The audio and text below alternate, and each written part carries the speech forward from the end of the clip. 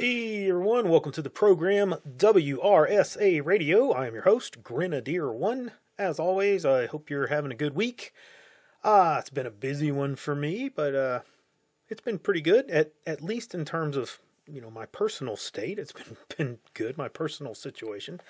I don't think it's been good for the country. It's been rather bleak and downright dangerous for a lot of people in the Northeast, for example. And that's the topic for the show today. But first, I want to give a shout out and a thanks to Matt Bracken for posting links to last week's episode. I had a big response to last week's episode where we talked about the insanity going on in Ukraine and how, that's contributing to the topic of today's show. So thank you, Matt. I appreciate that kind of someone of his stature giving me a link and a shout out. So, like I said, appreciate it.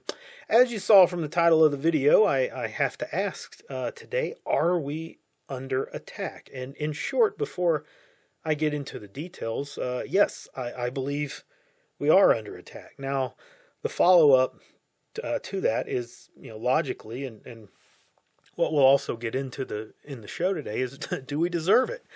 And I also think the answer to that is yes. We've been doing some very dangerous and stupid things to people who have the power to punch us back just as hard and maybe in some cases even harder than we can punch them. And that's always a formula for trouble, folks. Okay, we do these things, we think we have impunity, and that is just not the case. Let's kind of look at things from a high level, going back to last year, just to kind of set the timeline so we have some parameters to work in. Last year, the Nord Stream pipeline in the Baltic Sea was destroyed. I did a show about that. You can go back and listen to that. I don't remember the episode number, and I'm not going to look it up. You can go do that. At the time, there was some speculation as to who was involved with that, with most people, I think, kind of pointing the fingers at the U.S., or at least someone in NATO, if not all of the above. Those who didn't, parrot the official line that it was the Russians, my Russians. Next, we get, increasing levels of support by NATO of Ukraine in its war with Russia. And those are overt acts that were done by the U.S. and its allies. I think, like I said, the Nord Stream situation was very clear, at least to me. And there's been many other smaller acts that have taken place that are just as provocative to the Russians and the Chinese, I might add. We have attempted a coup in Kazakhstan. We had increased levels of tensions with Taiwan and China, with U.S. backing Taiwan at increasing levels diplomatically and as well as other things that we were doing there. Other acts such as these that have kind of popped off and then they've just quickly fell off the notification boards of the news cycle.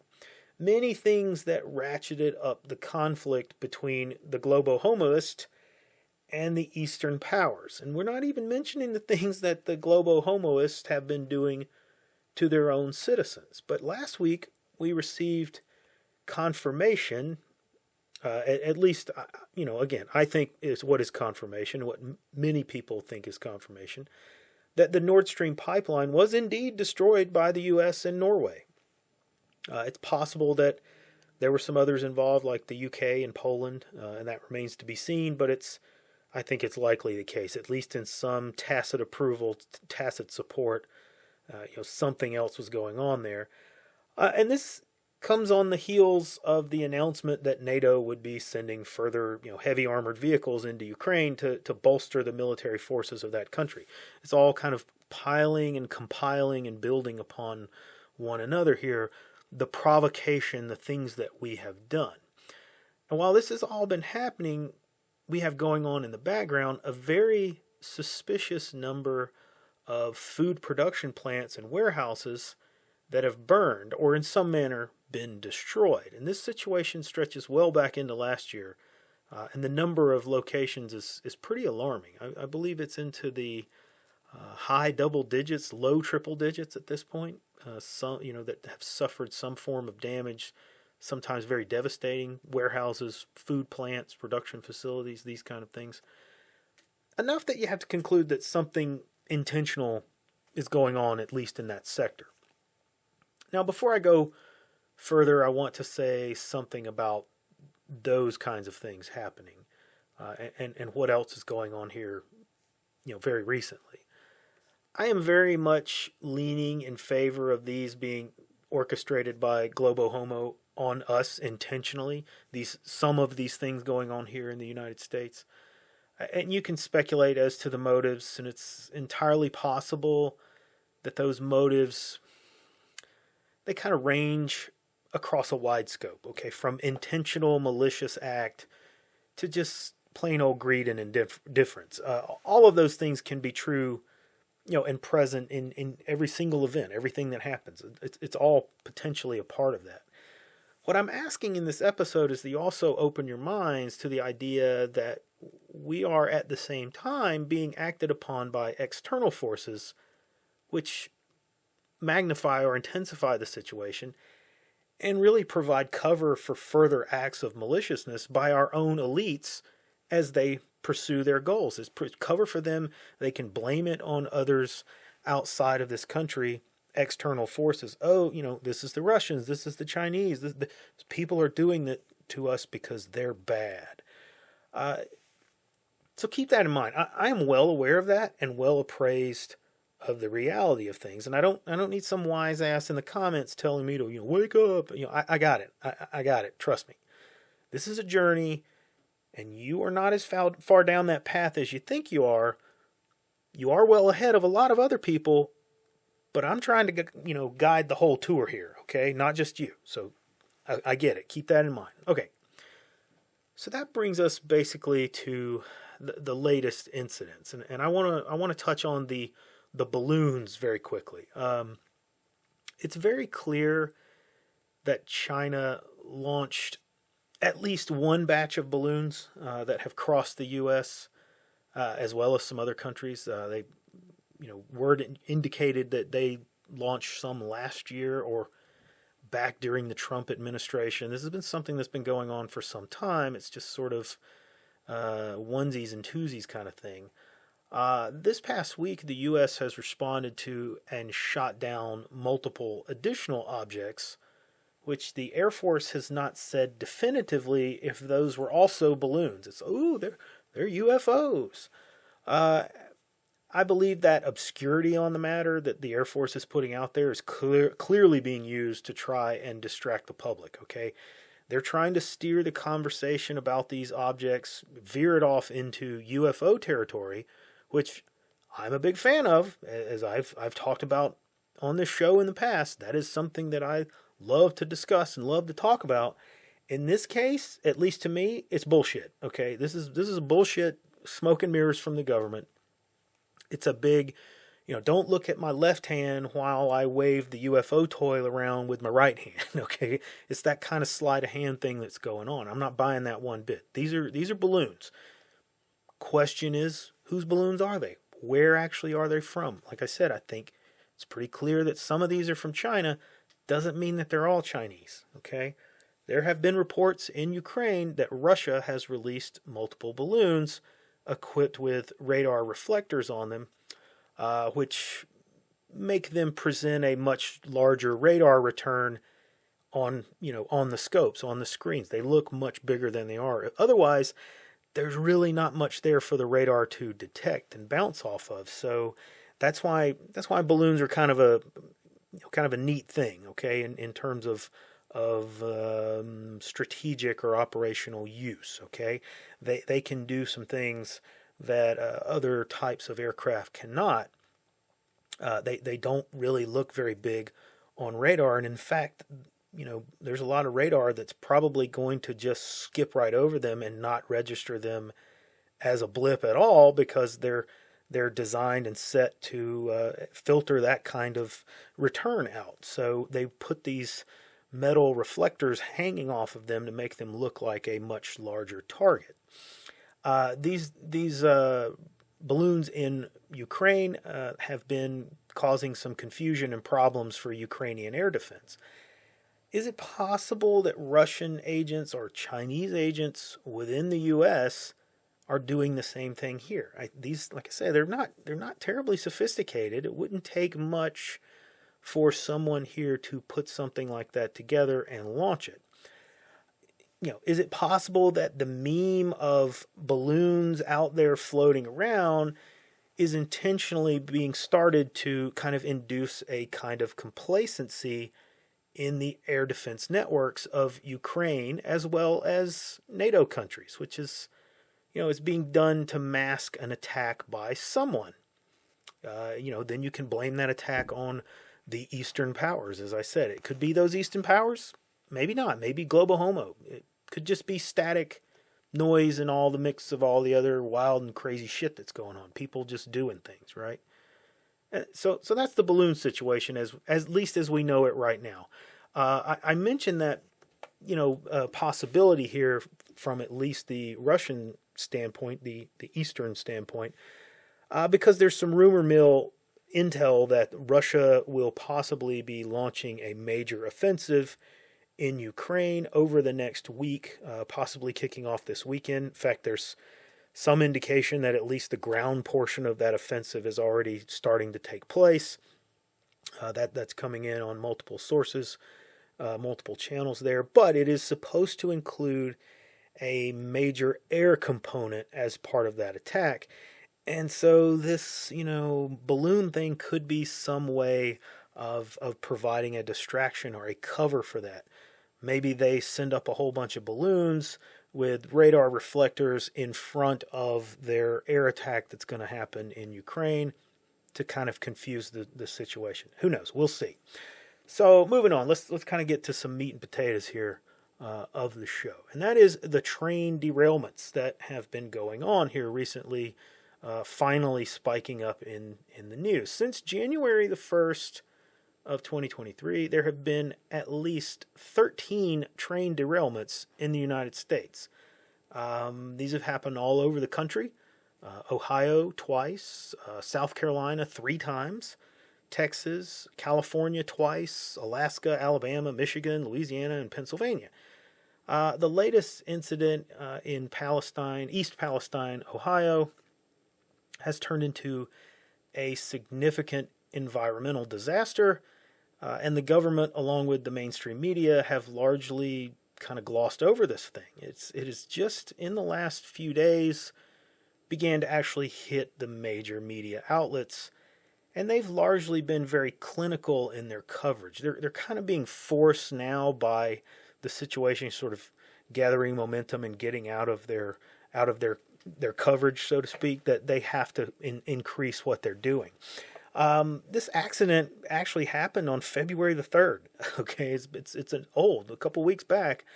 The train, which was about 50 cars long, derails in the town, and the NTSB in the last few days here have said that there's a video that shows a fire on at least one of the cars very shortly before the derailment, which indicates to them a possible issue with the wheel bearings of that car overheating and catching fire. I haven't seen the video yet, so I can't really say for sure about that. At this point, I don't really buy that story. I still don't think that rules out intentional act, some type of act of sabotage. I don't think that, cuts that out of the picture at all. But that is what it is. That's what the NTSB is saying. So this train derails. Multiple tanker cars of this train crack open and spill hundreds of thousands of gallons of the precursor chemicals that are used to make PVC plastic. Now, in their brilliance, the government, with the approval of the EPA, determined that the best way to deal with these chemicals is to burn them in place. They're spilling, they're running out, they're starting to contaminate the local waterways. So let's set them on fire. So they set them on fire, and that fire quickly gets out of control and has now created a plume of toxic smoke that is covering multiple states. It's been reported that animals 10 miles away have died from this about within 24 hours of exposure to this cloud of smoke. And not only was this smoke a big problem, like I said, it's leaked into the Ohio River and has spread to multiple tributaries, and it's already killing thousands of fish and other wildlife that, presumably drink from the water there. It's a disaster. It's insanity. And I find it kind of funny that the EPA, in the administration that is probably the administration that's been under the most influence from the hardcore leftist environmental movement in the history of this country, has now caused by deliberate act possibly the single most devastating ecological disaster in this country since 3 Mile Island. This is huge. I can't imagine living under the shadow of that cloud and the possibility that what these people are facing. The locals were advised to leave the area, but now they're being told, so they were evacuated, and now they're being told by all levels of government that it is not only safe to return, but that it's safe to drink the water from the local water system. Don't do that. Don't do it. Okay, I would not put any trust in that message whatsoever. Don't take any chance with that, because this is a major cancer-causing chemical. Okay, it could be that the drinking water for any period of time is a death sentence. I think you would be far better served to get yourself bottled water until such as time as you can test and check the water coming out of your taps to some degree of sureness. Okay, I don't know that there's what test out there that you can buy that will catch those chemicals or indicate those chemicals, but I'm sure it's out there. I'm sure that can be found. Get the best filtration system that you can buy to just be on the safe side. Okay, this is your health you're talking about. It's a big risk in my mind to trust the government's word that everything will be fine. Just go back home and chug a lug. I just wouldn't do it. I really, really feel for the people who are in the shadow of this. This situation's going on, and at the same time, as I've mentioned here, multiple other derailments, which include a couple of other chemical spills. Some of these have been going on at the same time as this situation in Ohio, these chemical spills. We had a truck carrying nitric acid overturn and create yet another chemical release in Arizona this week, in Tucson. And that caused an evacuation. Today, as I'm recording this, we have a large 5-acre site in Florida that is on fire. It's the site that's stacked full of these large plastic boxes, creating yet another potential chemical fire with pollution and possible health effects. Are you starting to see a trend here, folks? Okay, this is a situation. And there's an old Ian Fleming quote that I think kind of sums it up as a whole. It says, once is happenstance, twice is coincidence, and 3 times is enemy action. I can't think of a better way to put it. Now let me tell you a little something known as Moscow rules. And this was a message that was given to U.S. agents who were assigned to the embassy in Moscow during the Cold War. It's a good rule of thumb for us to live by and kind of provide some insight on how to operate in enemy territory. 1 is assume nothing. 2, never go against your gut. 3, everyone is potentially under opposition control. 4, do not look back. You are never completely alone. 5, go with the flow. Blend in.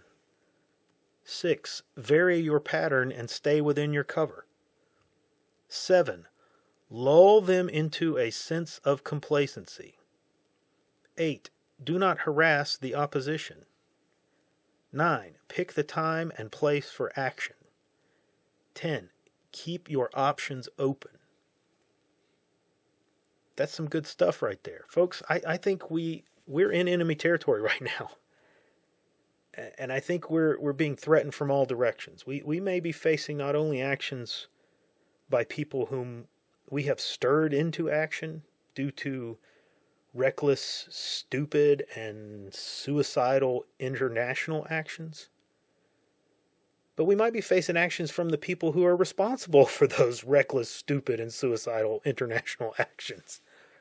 The whole damn world is against us. might be time for you to start implementing those Moscow rules. Kind of get your head around the facts of the day, facts of the situation at hand. Now that's all I got time for this week. Like and subscribe. Come see us over on Gab and the Mothership, and I will see you on the next episode.